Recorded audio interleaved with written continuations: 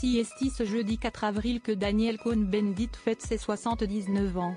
L'homme politique franco-allemand, marié à Ingrid Appel depuis 1997, a tenté un mode de vie assez différent avec sa femme, comme il l'a expliqué par le passé. Daniel Cohn-Bendit fait partie de ces figures qui ont fait le sel de la vie politique française pendant des décennies.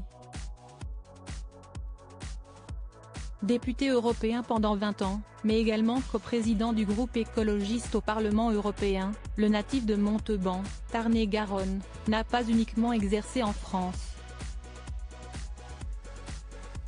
D'origine allemande, ce dernier est également très connu outre-Rhin, tout comme sa femme, Ingrid Appel, née à Hambourg et ancienne militante libertaire.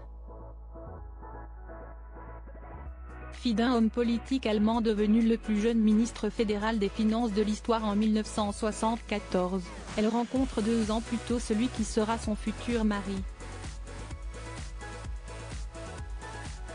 Cela fait donc plus de 50 ans que Daniel Cohn-Bendit partage la vie d'Ingrid Appel et visiblement, tout va pour le mieux, même si l'on mit plusieurs décennies avant de se marier, en 1997.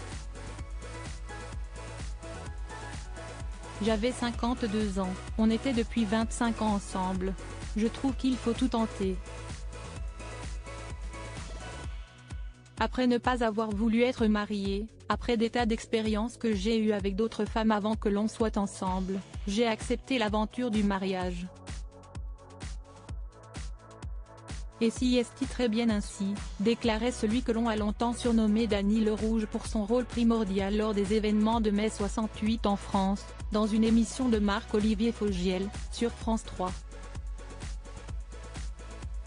Daniel Cohn-Bendit et sa femme testent la vie en communauté et si leur union a duré aussi longtemps, CST peut être parce qu'ils ont su ne pas s'enterrer dans la même routine. Daniel Cohn-Bendit, qui a révélé avoir une fille cachée il y a quelques années, a vécu plusieurs années au sein d'un système communautaire qui regroupait plusieurs couples. Je vis en couple classique.